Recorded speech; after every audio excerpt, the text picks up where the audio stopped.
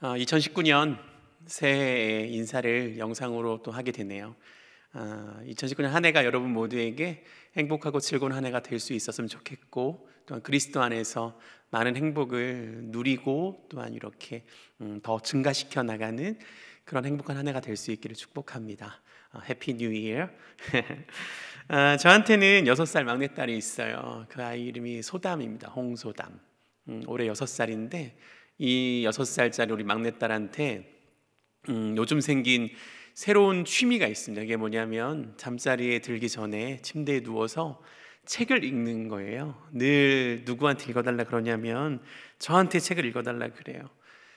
특히 이 막내딸은 이 세 아이 중에서 유일하게 저한테만 집착하는 딸이에요. 저에게 늘 잠자리도 저랑 같이 자고 샤워도 저한테 같이 하자 그러고 항상 그랬었어요. 1년 전에 그 어린이집 다닐 때만 해도 그때는 엄마가 하원하러 가면 끝날 때 데리러 가면 굉장히 화를 냈어요. 왜 엄마가 왔냐고. 그러면 선생님들이 되게 민망하잖아요. 그래서 선생님들이 소담이한테 소담아, 엄마가 다음에 안 오면 어쩌려고 그래. 우리 소담이가 아빠를 많이 사랑하나 봐요. 뭐 이런 말 하면서 막 얼버무리면서 이렇게 무한한 엄마를 위로해주는 그런 일도 참 많았었습니다. 그러다 보니까 뭐 요즘에는 늘 그 제 옆에서 자면서 책을 읽어달라고 조르죠. 재미있습니다. 좋긴 한데 문제는 뭐냐면 팔이 너무 아파요. 밤새도록 이 아이를 이렇게 왼쪽에 데리고 자면 왼쪽 팔이 아프고 오른쪽에 데리고 자면 오른팔이 아프고, 그렇게 해서 새벽에 이 통증 때문에 잠을 꼭 깨고야 맙니다. 좋아요. 너무 좋아요. 왜냐하면 그 아침에 홀로 일어나서 기도하고 묵상하고 또 설교 준비할 수 있는 시간들이 많아서 너무 좋습니다. 잠이 늘 부족해요. 그래서 소담이한테 그런 칭찬도 해줍니다. 소담이가 하나님 대신해서 나를 깨워주는구나, 잘하고 있어, 이런 말도 해줍니다. 근데 이 딸이 저한테 읽어달라는 책이 항상 이게 정해져 있어요. 로테이션이 돌아가거든요. 근데 한동안 저에게 늘 읽어달라고 했던 책이 뭐였냐면 책 제목이 이렇습니다. 나는 아무나 따라가지 않아요 라는 책이에요. 독일 작가가 쓴 책인데 내용이 이렇습니다. 리나라는 이름의 주인공 여자아이가 있어요. 이 리나가 학교가 끝나고 학교 앞에서 이렇게 기다리고 있는 겁니다. 엄마를 기다리고 있어요. 근데 때마침 비가 조금씩 오기 시작하니까 리나를 알고 있다고 말하는 수많은 어른들이 많아서 이렇게 얘기를 해주는 거예요. 리나야, 내가 집에 데려다 줄게, 이렇게 말을 합니다. 그런데 이 아이가 자기에게 말하는 모든 사람에게 한결같이 이렇게 말해요. 저는 아줌마를 몰라요. 저는 아저씨를 몰라요. 이렇게 말해요. 근데 이 말을 들은 그 상대편 어른들이 깜짝 놀라는 거예요. 이렇게 말하죠. 아니야, 리나야, 나 너 알고 있어. 우리 아는 사이잖아. 우린 이름도 알잖아. 내가 어디 사는지도 알잖아. 이렇게 말하면서 리나를 설득하려고 하죠. 근데 리나가 그 말에도 전혀 아랑곳하지 않아요. 늘 이렇게 말합니다. 저는 아줌마를 몰라요. 아저씨를 몰라요. 따라가지 않을 거예요. 그리고 엄마가 여기에서 기다리라고 했어요. 이렇게 늘 말을 해주는 거죠. 사람들이 리나에게 찾아와서 나는 너를 안다라고 말하고 집에 데려다 줄게 라고 말하지만 리나가 저는 당신을 모릅니다 라고 이야기하는 이유가 뭘까요? 이 책에서 리나가 아주 재밌는 논리를 가지고 있어요. 이렇게 말해요. 속으로 이런 생각을 하는 거죠. 나는 이 아줌마의 이름만 안다. 그렇지만 어디에 정확하게 살고 있는지, 뭘 좋아하는지, 성은 무엇인지, 강아지를 키우는지 고양이를 키우는지 모른다. 그래서 나는 이 사람을 모른다. 이런 논리를 가지고 그 기준 속에 조금 더 알거나 조금 덜 알거나 이거에 상관없이 늘 모른다, 그래서 따라갈 수 없다라고 결론을 내리는 거죠. 그렇게 모든 사람이 가자는 그 집에 데려다 줄게라는 모든 요청을 다 거절한 다음에 리나가 드디어 즐겁게 손을 잡고 따라가 나서는 이가 있어요. 누굴까요? 오빠였어요. 오빠 막스라는 이름의 남자아이였는데 이름도 알고 나이도 알고 뭘 좋아하는지, 뭘 무서워하는지, 어떤 음식을 즐겨 먹는지, 지금 머리가 염색한 머리인지 아니면 천연의 머리인지 속속들이 다 알고 있는 거예요. 왜 그럴까요? 가족이기 때문이죠. 가족이기 때문입니다. 그리고 엄마가 내가 늦으면 오빠가 너를 데리러 갈지도 몰라 라고 아침에 이야기해줬기 때문에 리나는 이 오빠 막스의 손을 잡고 집에 즐거이 이렇게 돌아가게 됩니다. 제가 딸아이와 이 책을 읽은 다음에 오늘 설교 본문을 이렇게 묵상하면서 이 아이 생각이 많이 났어요. 어떤 거냐면 단순히 나는 너를 알아 라고 말하는 어른들이 알고 있다는 그 알고 있음, 그 암, 이것과 리나가 말하는 알고 있어요라는 그 알매에서 굉장한 많은 차이가 있다는 것을 알 수 있는 거죠. 오늘 본문에서는 이야기를 하고 있어요. 예수님이 우리에게 말씀하시는 거죠. 네가 나를 알고 있다고? 정말이야? 정말 알고 있어? 근데 내가 말하고 싶은 알고 있는 것과는 차이가 많은 것 같은데, 이렇게 말씀하시는 거죠. 그러면서 내가 오늘 너에게 나를 안다는 것, 그리고 하나님 아버지를 안다는 것이 어떠한 것인지를 내가 가르쳐 줄게, 이렇게 말씀하시는 것 같아요. 우리가 오늘 이 이야기를 통하여서, 이 말씀을 통하여서 하나님 아버지를 안다는 것, 예수님을 안다는 것, 그것을 통해 우리가 무엇을, 어떠한 유익을 누릴 수 있고 어떠한 영광을 누릴 수 있는지를 좀 이야기를 나누어 보고 싶습니다. 예수님은 요한복음 14장에서 그분의 말씀을 계속 이어나가세요. 제가 일전에 말씀드렸지만 요한복음 14장부터 계속 그분의 유월절 만찬에서의 마지막 유언과 같은 설교, 그런 장면이거든요. 주님께서 그 제자들에게 마지막 하고 싶은 복음의 진수에 대하여서, 그리고 그리스도인이라는 그 정체성에 대하여서 무엇을 알고 무엇을 어떻게 살아야 되는지에 대해서 계속 해주시는 말씀의 내용입니다. 14장 앞부분 내용, 저희가 송구영신 예배 때 함께 말씀을 나누었었어요. 어떤 내용인지 혹시 기억이 나시나요? 이렇게 기억이 잘 안 날 때 제가 주로 하는 말이 있어요. 그게 뭐냐면 벌써 이러시면 안 됩니다 예요. 앞으로 아마 자주 듣게 되시겠죠. 예수님이 제자들과 작별을 고하셨잖아요. 왜 작별을 고하게 되었죠? 예수님이 내가 잠시 너를 떠날 것이다. 왜요? 집을 마련하러 간다. 내가 아버지 집에 올라가서 너희의 거처를 마련하고 너희를 환영할 것이다. 너희를 영접할 것이다. 너희를 웰컴할 것이다. 이런 말씀 해주셨잖아요. 그러니까 새 집 마련하러 함께 잠깐 떠날게. 너희들 기대하고 있어. 이 말씀을 해주셨어요. 근데 그 집은 어떤 집이라고 말씀드렸습니까? 그 하늘의 집, 주님이 마련하러 가신 그 새 집, 그 하늘의 집은 인간의 손으로 짓지 않은, 그래서 이 땅의 수준으로는 도무지 가늠할 수도 없고, 그래서 완벽함과 완전함이 있는 곳이라고 말씀드렸어요. 그래서 우리도 거기에 가면 도무지 지금 나의 겉모습, 내가 지금 보이는 나 자신의 모습과는 비교할 수 없고 상상할 수도 없는 완전한 변화를 겪게 되는 곳이 바로 거기라고 말씀을 드렸습니다. 즉 우리가 하나님의 자녀이기 때문에 하나님의 자녀이기에 누릴 수 있는 놀라운 영광이 우리를 기다리고 있다, 이렇게 말씀드렸습니다. 그 집은 하나님의 자녀만이 들어갑니다. 거기서 그 놀라운 완전한 변화와 영광을 누리게 되는 것이죠. 자, 여기서 한 가지 더 생각하고 넘어갈 것이 있어요. 그렇다면 그 집에 들어가는 하나님의 자녀가 과연 누구란 말인가? 이겁니다. 예수님은 오늘 본문에서 이것을 뭐라고 표현하셨냐면 14장 7절, 요한복음 14장 7절입니다. 너희가 나를 알았더라면 내 아버지도 알았으리로다. 이제부터는 너희가 그를 알았고 또 보았느니라, 이렇게 말합니다. 즉 하나님의 자녀가 누구냐면 나를 본 사람, 그리고 나를 보고 아는 사람은 곧 아버지를 보고 안 사람, 이렇게 말씀하세요. 하나님의 자녀가 누구냐면 예수님을 보고 안 사람이래요. 그리고 그것을 통하여서 하나님을 아는 사람, 그런 사람이 곧 하늘의 완전한 새 집에 들어갈 수 있는 사람이라고 이야기하시는 거죠. 그리고 그런 사람은 또 어떤 사람이냐면 내가 지금 가고자 하는 그 길을 이해하고 함께 걸을 수 있는 사람이라고 또 이야기하세요. 4절입니다. 4절 보시면 내가 어디로 가는지 그 길을 너희가 아느니라, 이렇게 말씀하시죠. 이 두 절 말씀을 함께 정리해보면 이런 거예요. 내 아버지 집에 내가 너희들의 거처를 마련하러 떠난다.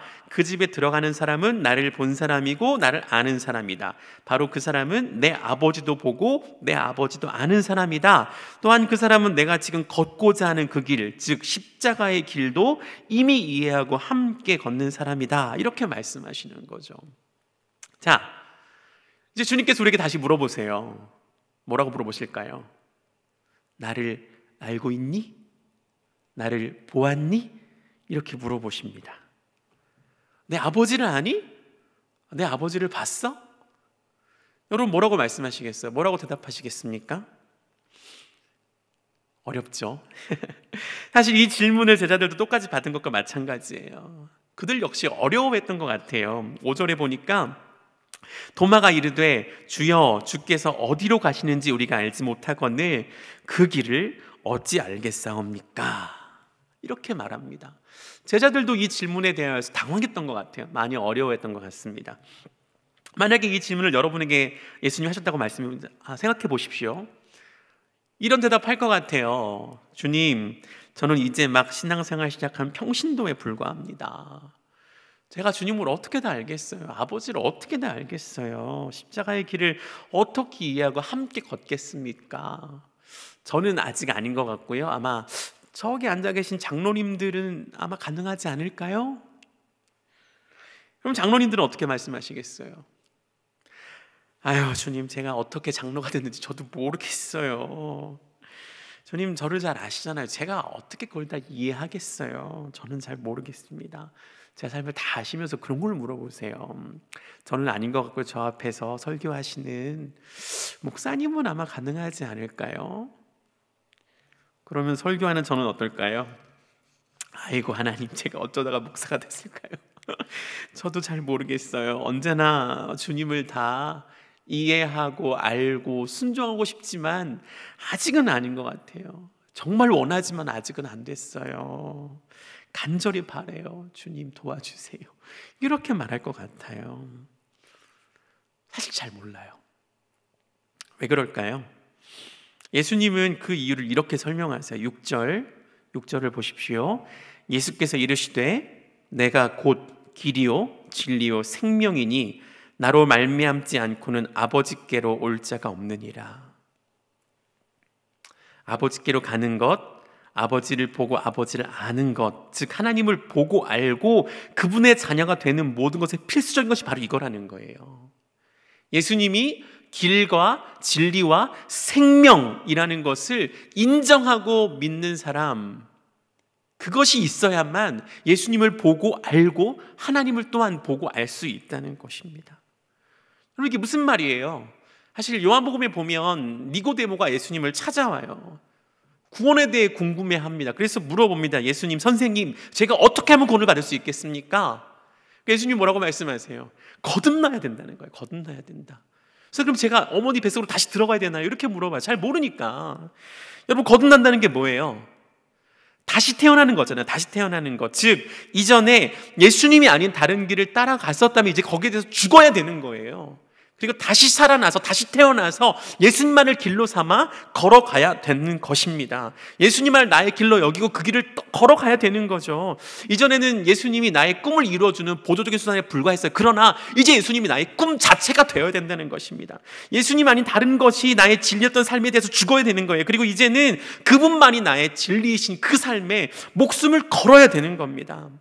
이 땅은 다른 어떤 것이 진리라고 자꾸만 이야기해요. 그런데 우리는 그래서는 안 된다는 것이죠. 그분의 말씀과 그분의 복음만이 나의 마음과 머리를 가득 채운 유일한 진리가 되어야 한다는 것입니다. 모든 생각의 중심이 바로 예수님이 되어야 된다는 거예요. 여전히 이 땅의 정치와 돈과 명예와 탐욕과 쾌락이 내가 추구하는 진리가 되면 안 되는 거죠. 여러분, 예수님만이 나의 생명이 되어야 합니다. 내가 호흡하고 숨쉬는 모든 이유가 예수님 자체가 되어야 되는 것이죠.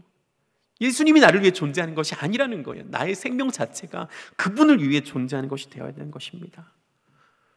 그럼 이것이 하나님을 아는 것이고 이것이 하나님을 본 사람이고 이것이 그 길을 함께 걷는 사람이라는 거예요. 여러분, 수많은 사람들이 여전히 복음을 가장한 채로 자기 마음에 세운 진리를 가지고 복음이라고 이야기합니다. 그것이 진리라고 이야기해요.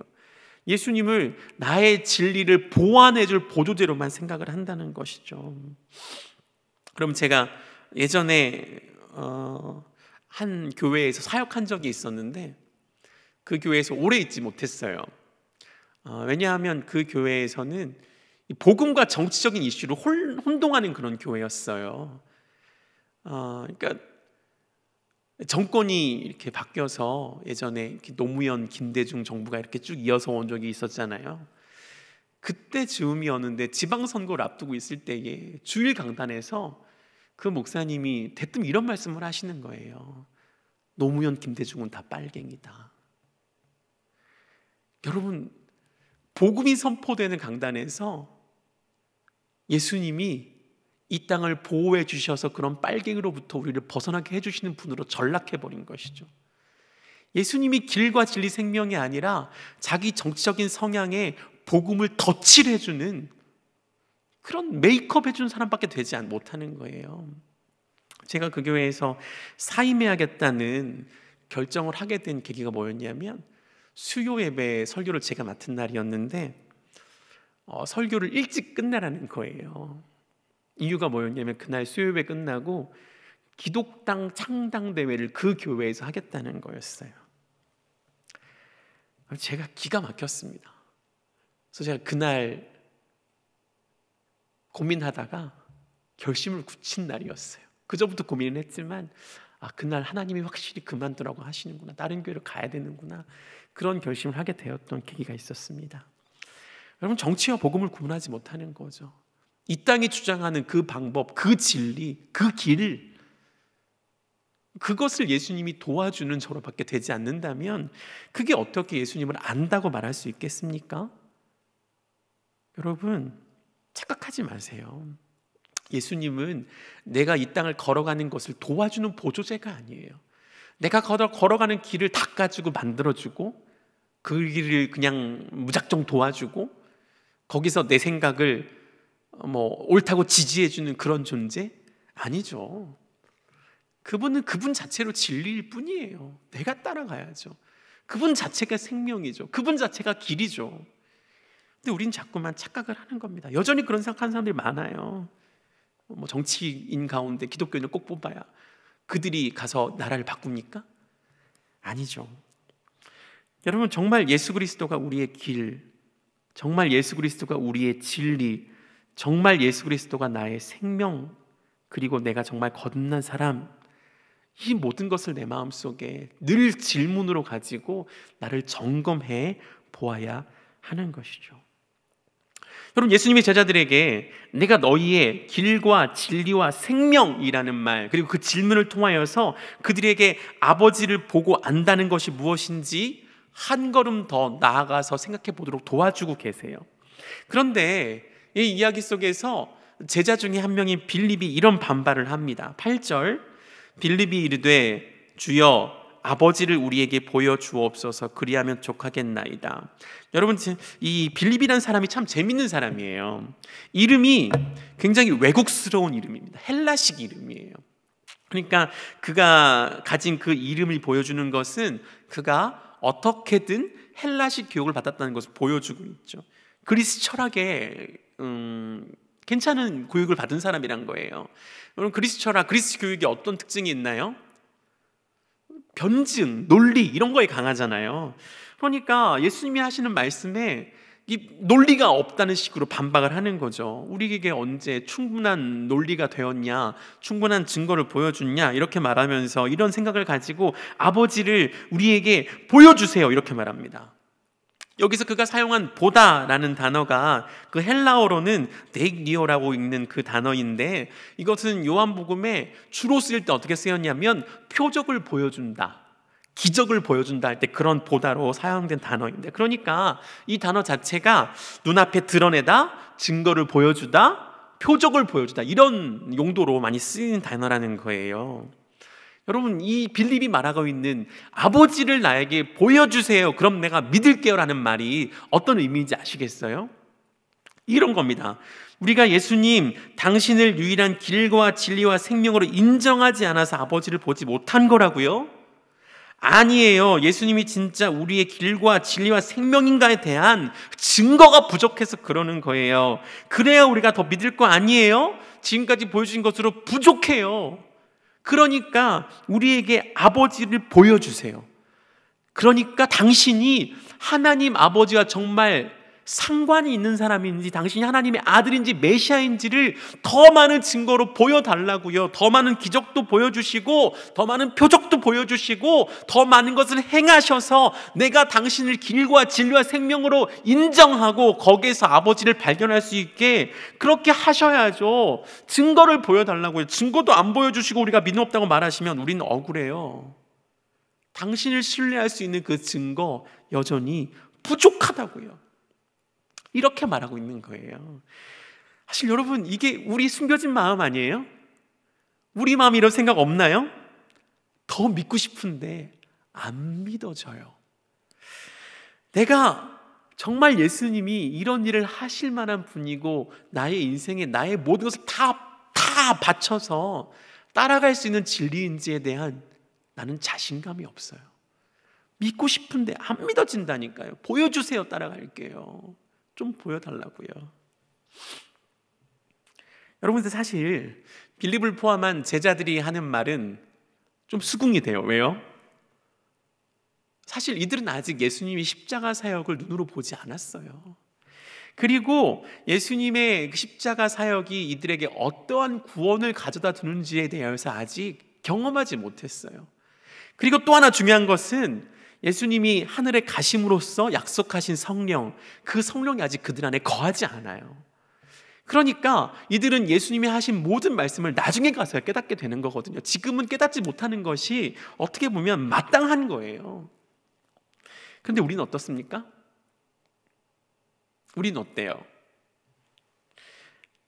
사도 요한이 그 믿음의 후배들에게 자기가 경험한 길과 진리, 생명 되신 예수님에 대하여서 이렇게 설명하는 곳이 있더라고요. 요한일서 1장 1절부터 3절.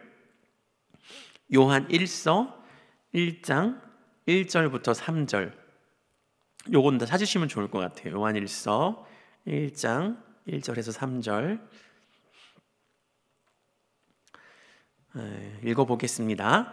태초부터 있는 생명의 말씀에 관하여는 우리가 들은 바요 눈으로 본 바요 자세히 보고 우리의 손으로 만진 바라. 이 생명이 나타내신 바 된지라. 이 영원한 생명을 우리가 보았고 증언하여 너희에게 전하노니 이는 아버지와 함께 계시다가 우리에게 나타나신 바 된 이시니라. 우리가 보고 들은 바를 너희에게도 전함은 너희로 우리와 사귐이 있게 하려 함이니 우리의 사귐은 아버지와 그의 아들 예수 그리스도와 더불어 누림이라. 요한이 이렇게 말하는 거예요. 그가 생명의 말씀으로 이 땅에 오셨다. 나는 그를 눈으로 보았고 귀로 들었고 손으로 만졌다. 그리고 내가 너에게 기록한 이 모든 말씀으로 너희에게 증언한다. 이 말씀으로 교제하는 모든 사람은 하나님 아버지와 그의 아들 예수 그리스도를 내가 이렇게 누리는 것처럼 너희도 누리게 될 것이다. 여러분, 요한의 논리가 뭐예요? 부족하지 않다는 거예요. 충분하다는 겁니다. 모든 증거가 이미 충분하다. 그가 이 땅에 말씀으로 오셨다. 그가 너희를 위해 죽으셨다. 그가 내가 이 성령과 함께 이 모든 것에 증인이 되어서 기록을 하였는데 이 기록 속에 여전히 살아계시다. 나도 여전히 그리스도와 함께 그리고 아버지와 함께 이 말씀 속에서, 기록된 말씀 속에서 인격적인 교제를 누리고 있다. 인격적인 사귐 속에 살아가고 있다. 너희도 가능하다. 너희도 충분하다. 이 이야기하고 있는 거예요. 여러분 모두에게 다시 이야기하고 싶습니다. 충분해요. 더 이상 다른 증거는 필요하지 않아요. 우리 안에 다른 증거를 요구하고 싶은 마음의 출발점, 그 마음 저도 알아요. 저 역시 같은 욕심이, 같은 마음이 그 안에 있기 때문에 그렇습니다. 하나님, 내 마음을 충분히 감동시킬 기적을 좀 보여주세요. 이게 우리 마음이죠. 좀 화끈하게 보여달라고요. 치사하게 자꾸 찔끔찔끔 보여주지 마시고 정말 지쳐서 죽을 만큼 힘들 때 한 번 도와주고 또 울고불고 떼쓰고 금식기도 하면 또 잠깐 돌아봐주고 그러는 거 하지 마시고 좀 화끈하게 기적을 보여달라고요. 그게 아버지를 보여주는 거죠. 이게 맞는 거 아니에요. 좀 도와주세요. 이게 우리의 기도잖아요. 이게 우리의 마음이잖아요. 이게 충분하지 않다고 말하는 우리 마음의 욕심의 시작이잖아요. 저는 거기에 한술 더 떠요. 어떻게 할 것 같으세요? 하나님, 제가 아침에 딱 눈 떴을 때에 우리 아들이 벌떡 일어나서 나한테 아빠 잘 잤어요? 이렇게 말하는 소통이 일어나게 해주세요. 화끈하게 유창하게 말을 막 하면서 정상 아이가 되게 해주세요. 내가 당신을 신뢰하려면 이 정도는 해야 되지 않겠어요? 저는 이런 것도 안 한 줄 아세요? 다 해요. 그럼 제가 하나님께 늘 환한 말투로 내 아들 정상으로 만들어주세요라는 말을 달고 다닐 때가 있었어요. 아들에 대한 답답함이 너무 많아가지고 이렇게 분노하면서 하나님께 늘 좀 기적을 보여주시라고요. 내가 믿고 따라갈 수 있는 기적. 하나님 나한테 돈도 안 주고 이런 가난한 목사가 되어서 아들을 이렇게 키우게 했으면 좀 뭔가 나아지는 게 확 눈에 들어오게 해주세요. 이런 기도 되게 많이 했거든요. 그때 하나님 나한테 뭐라고 했는지 아세요? 그때 하나님이 저의 가슴에 딱 맺게 해주신 한 문장이 있었어요. 질문이었죠, 사실. 십자가로 충분하지 않니? 십자가로 충분하지 않아? 내가 거기서 내 아들을 죽였는데 그걸로 충분하지 않아?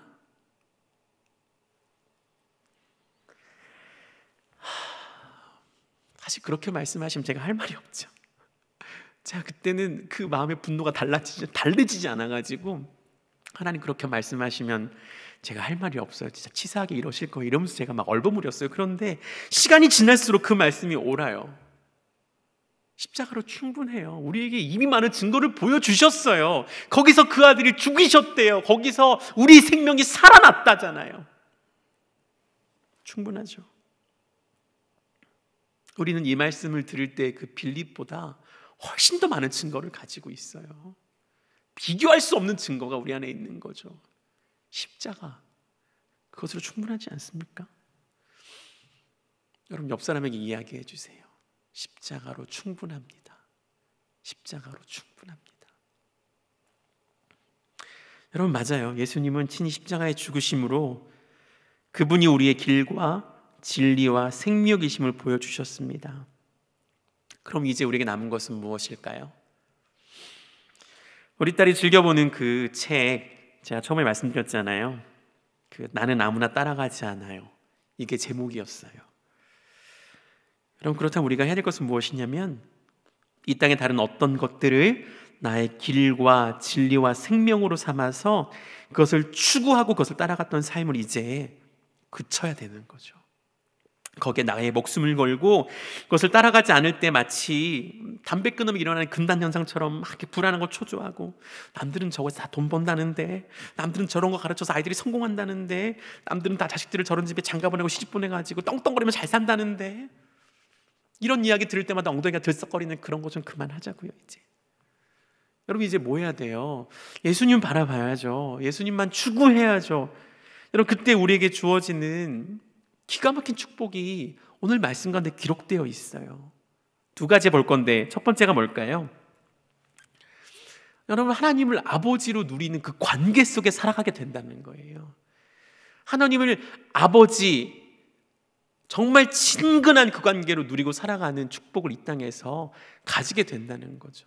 아버지를 아는 사람은 그 축복을 누리게 되는 것입니다. 그럼 제가 이번 크리스마스 때 집 앞에 있는 교회를 갔어요. 그분들은 제가 목사인지 모르죠. 완전히 평신도로 이렇게 잠바 하나 걸치고 그 교회에 딱 갔습니다. 근데 이 목사라는 직업 의식, 예배를 늘 섬겼던 그 눈과 의식이 사라지지 않아요. 어떤 거냐면 문제점이 보이는 거예요. 야, 이 교회는 음향을 왜 이렇게 못 다뤄? 찬양 인도자가 멘트를 하면 이펙터를 꺼야지. 동굴 소리, 저 리버브, 정말 듣기 싫어. 이런 말 하고 막.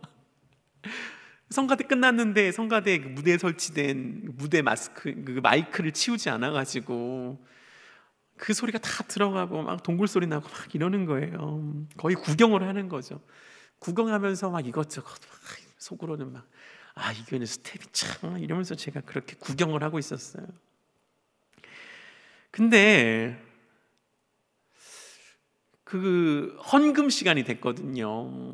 헌금한 다음에 그날은 성탄절 예배라 그런지 한 아이가 헌금 기도를 하더라고요. 근데 그 아이가 헌금 기도하면서 첫 마디를 뭐라 그랬냐면 하나님 아빠 그러는 거예요. 제가 깜짝 놀랐습니다. 하나님 아빠. 그 한마디 속에서 그 다음에 일어나는 모든 일들은 거의 기억이 안 나요. 그냥 제 마음속에 그 교회 무슨 음향이 어찌됐건 마이크를 치우건 말건 나랑 무슨 상관이 아무 상관없어요. 그냥 내 머릿속에 새겨진 것은 하나님이 아빠구나. 하나님이 아빠인데 하나님을 아빠라고 부를 수 있구나. 하나님은 나의 아빠시구나. 그 생각 속에서 그 예배를 끝날 때까지 있었던 기억이 아직도 납니다. 우리가 부르는 찬양 중에 나를 지으신 주님이란 찬양 있잖아요. 그 찬양 영어 제목이 뭐냐면 He knows my name 이거든요. He knows my name. 근데 그 노래가 후렴 부분에 한글 가사는 이런 게 있어요. 아바라 부를 때 그가 들으시죠. 영문 가사에는 없어요. 영문 가사에는 없는 부분인데 이걸 그렇게 한국어로 번역하면서 의역을 했던 부분이죠. 근데 저는 찬양인도를 많이 했었잖아요. 찬양인도 할 때 이 부분을 일부러 바꿔서 많이 불렀어요. 뭐라고 불렀냐면 아빠라 부를 때, 아빠라 부를 때 그가 들으시죠. 여러분, 하나님을 아빠라고 부르는 사람, 이 축복은 누려본 사람만이 알아요. 상상할 수 없죠. 상상할 수 없을 만큼 좋아요. 그 큰 손으로 나를 덮었을 때 그 포근함과 따뜻함, 나의 안에 어떠한 더러움이 있어도 가서 모든 말이든 다 할 수 있는 그 안정감, 내 마음에 내가 내 마음대로 추구하려고 했었기 때문에 받았던 모든 어려움들, 충격들, 실패한 좌절감들을 그 앞에서는 다 조잘조잘 얘기할 수 있는, 그래서 눈물도 부끄럽지 않은 그 포근함, 하나님 아빠의 품, 정말 모든 추운 겨울이 다 녹아져 버리는 그 모든 기쁨을 누려본 사람만이 아시는 거죠. 여러분, 그래서 하나님을 아빠라고 부르는 사람만, 그것을 경험한 사람만 하나님의 진짜 용서하심을 알아요. 그가 나의 죄를 얼마나 아파하시면서 용서하시는지를 깨닫게 되는 것이죠. 그가 나를 인도하시는 삶에 대한 안정감과 믿음이 있기 때문에 조금 느려도 기다릴 수 있게 되는 것입니다. 잠시 불안할 수 있지만 영원히 그 불안감 속에서 믿음이 침몰되거나 좌절하지 않는 거예요. 그래서 하나님 아빠의 그 사랑의 음성 속에서 새로운 평안과 용기를 늘 얻게 되는 것입니다. 더 잘 설명하고 싶은데 설명이 잘 안 돼서 죄송해요. 이것은 누려본 사람만이 알아요. 저는 여러분들에게 꼭 축복합니다. 더 많은 말로 표현하지 못하지만 여러분들이 각 누렸으면 좋겠어요. 다 경험할 수 있었으면 좋겠습니다. 정말 이것은 경험한 사람만이 깨달아요. 경험한 사람만이 이 모든 축복 가운데 있는 그 따뜻함을 알게 되는 것이죠. 저는 여러분 모두가, 그리고 우리 모두가 하나님을 아빠라고 부르면서 늘 그 품 안에 머물러 있는 이 귀한 축복을, 이 모든 누림을 다 경험할 수 있게 되기를 축복합니다. 그럼 그렇다면 두 번째 뭘까요? 하나님을 아버지로 아는 사람이 누리는 두 번째 복, 12절에 나와 있는데요. 내가 진실로 진실로 너희에게 이르노니 나를 믿는 자는 내가 하는 일을 그도 할 것이요 또한 그보다 큰 일을 하리니 내가 아버지께로 감이라. 여러분, 예수님이 우리에게 뭐라고 말씀하시냐면 예수님이 하신 일을 우리가 할 수 있대요. 그리고 예수님이 하신 일보다 더 큰 일을 할 수 있대요. 여러분, 이게 하나님을 아는 자가 누리는 두 번째 축복입니다. 근데 참 어렵죠? 예수님이 하신 일을 어떻게 해요? 예수님이 하신 일을 하는 것도 어려운데 그보다 큰 일은 또 어떻게 합니까? 여러분, 예수님이 하신 일을 대표적으로 하나만 꼽아보면 뭐라고 말씀하시겠어요? 십자가죠. 십자가, 죽음과 그리고 부활과 그리고 승천이에요. 그분의 구속사역이 이것으로 다 완성이 되었습니다. 그분이 모든 죄를 담당하시고 죽으신 것, 죽음을 이기시고 부활하시고 하늘나라의 완성을 위하여서 천국으로 가셨어. 하나님 나라의 완성을 위해 하늘로 가셨습니다. 여러분, 가심으로 말미암아 뭐가 완성되었어요? 하나님 나라에 어떻게 보면 기초석을 놓으신 겁니다. 하나님 나라를 시작하신 것과 마찬가지인 거예요. 그렇다면 우리는 그보다 더 큰 일을 한대요. 십자가도 어려운데 더 큰 일을 어떻게 해요? 예수님이 승천하신다, 예수님이 아버지께로 간다는 말에 주목해 보셔야 합니다. 그가 모든 일을 다 완성하시고 하늘로 가셨는데 그것은 하나님 나라에 그냥 기초를 딱 놓으신 거예요. 이제 하나님 나라의 완성을 우리에게 함께 하자고 말씀하십니다. 그 일을 어떻게 할 수 있죠? 무엇으로 할 수 있죠? 13절 14절 읽어보면 알 수 있을 것 같아요. 함께 읽겠습니다. 너희가 내 이름으로 무엇을 구하든지 내가 행하리니 이는 아버지로 하여금 아들로 말미암아 영광을 받으시게 하려 함이라. 내 이름으로 무엇인지 내게 구하면 내가 행하리라. 여러분, 제가 말씀드렸죠, 예수님께서 하늘로 가시면서 뭘 놓으신 거라고요? 하나님 나라의 기초를 놓으셨어요. 이것을 뭘로 놓으셨냐면 그분의 생명, 그분의 십자가로 놓으셨습니다. 그러면서 우리에게 뭐라고 말씀하시면, 자, 이제 너희가 이 하나님 나라의 한 멤버가 되었어, 이렇게 말씀하시는 거죠. 여러분, 하나님 나라를 죽어서 누리는 것으로만 착각하지 마세요. 요즘 그런 농담 하잖아요. 이번 생은 글렀어. 여러분, 그러니까 이번 생은 글렀으니까 다음 생이나 열심히 잘 사는 그런 나라? 그런 하나님 나라 아니에요. 이런 나라 아니고, 하나님은 우리에게 그 나라를, 그 아들을 통해 기초를 놓으시고 우리를 그 위에서 왕성히 활동하도록 우리를 불러내시는 겁니다. 이 땅에서도 하나님 나라의 한 멤버로 살아갈 수 있는 거예요. 그러면서 이 땅에서 하나님의 일을, 예수님이 하신 것보다 더 놀라운 일을 감당할 수 있도록 다 모든 것을 마련해 놓으셨어요. 무엇으로요? 기도로요. 어떤 기도로요? 하나님의 영광을 위한 기도로 이것을 할 수 있도록 다 마련해 놓으셨다는 겁니다. 우린 착각해요. 뭘 착각하냐면, 오늘 말씀 가운데 눈에 확 띄는 거, 무엇이든지 내게 구하면 내가 행하리라, 이것만 보는 거죠. 우리는 기도하면 늘 착각하는 것이 이겁니다. 내가 무엇이든지 기도만 하면 들어주신다고요? 그러면서 내 마음대로 막 구하는 거예요. 돈 주세요, 명예 주세요, 성공 주세요, 내 자식들 좋은 대학 가고 좋은 직장 가고 좋은 삶을 주세요. 그러면서 마지막에 하나 덧붙이죠. 이것은 다 주의 영광을 위한 것입니다. 거짓말하지 마세요.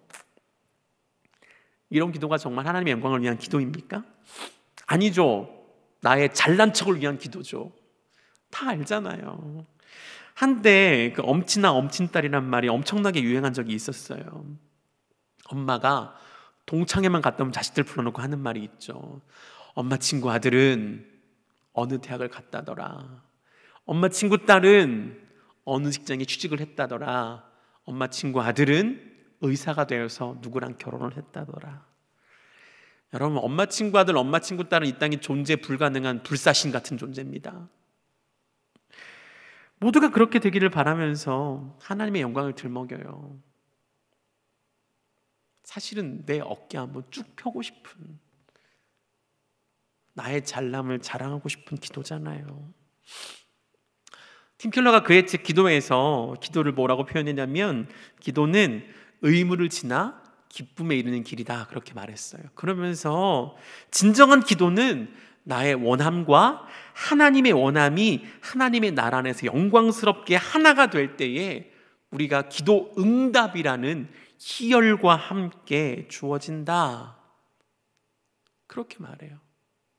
진정한 기도는 내가 원하는 것과 하나님이 원하는 것이 하나님의 영광 안에서, 그 나라 안에서 하나가 될 때, 그게 진정한 기도라는 거예요.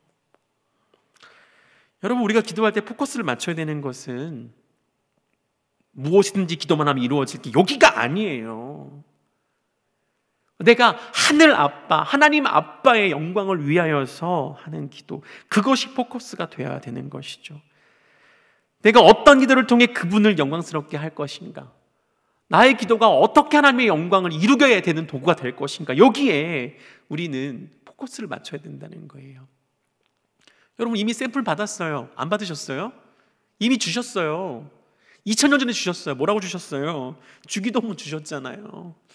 새번역 성경으로 제가 앞부분 읽어드릴게요. 뭐라고 말하냐면, 하늘에 계신 우리 아버지, 아버지의 이름을 거룩하게 하시며 아버지의 나라가 오게 하시며 아버지의 뜻이 하늘에서와 같이 땅에서도 이루어지게 하소서.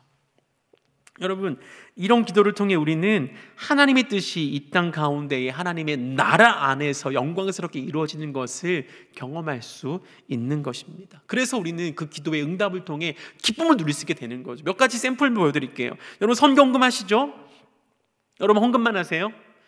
이제 헌금만 하지 마시고 기도하세요. 사랑하는 하나님 아빠, 이 작은 예물을 통해 선교사님의 모든 사역이 원활하게 이루어지게 하시고 그 땅 가운데에 하나님의 구원을 온전히 베풀어 주세요. 그래서 이 예물을 통한 모든 영광이 아빠의 것이 되게 해주세요. 이렇게 기도하십시오.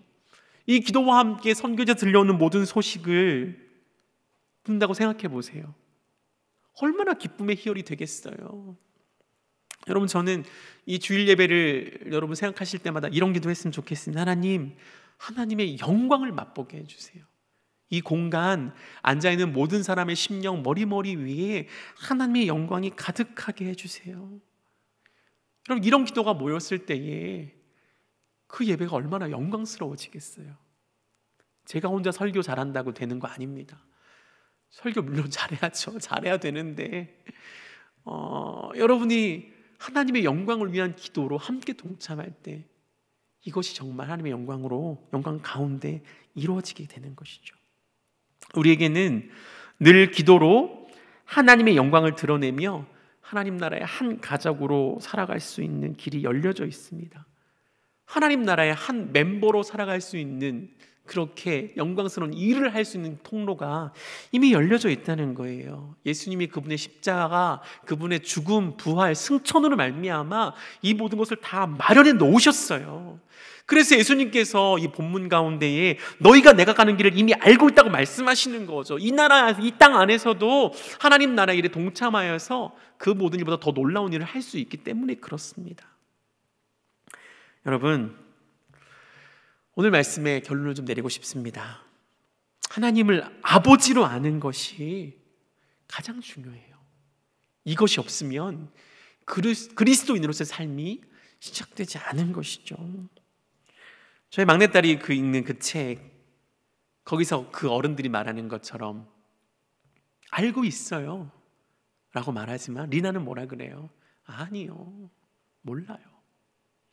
여러분, 예수 그리스도의 대답이, 예수님의 대답이 이와 같다면 어떡하겠습니까? 저는 주님 알고 있는데요. 아니야, 그거 아니야. 그렇게 말씀하신다면 뭐라고 하시겠어요? 아직 내 안에 하나님을 아버지로, 나의 아빠로 아는 그런 삶이 없다면, 그런 알미 없다면 우리는 진정한 그리스도인이라고 말할 수 없는 것이죠.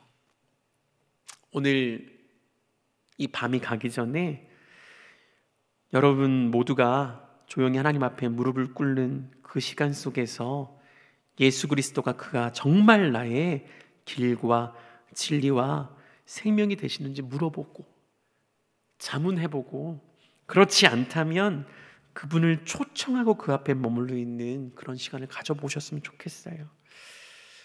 그래서 내 마음의 그 보좌 가운데에 이 땅의 진리와 이 땅의 생명과 이 땅에 추구하는 모든 것이 다 사라지고 그가 나의 진리와 생명과 길이 되는 역사가 일어났으면 좋겠습니다.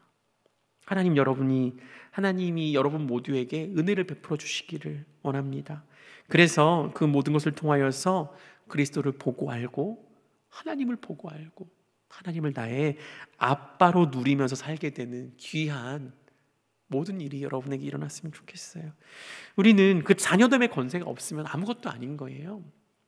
하나님의 아들됨, 딸됨, 이 모든 자녀의 권세로 말미암아 우리는 예수님보다 더 큰 일을 감당할 수 있다고 말씀해 주셨어요. 약속해 주셨습니다.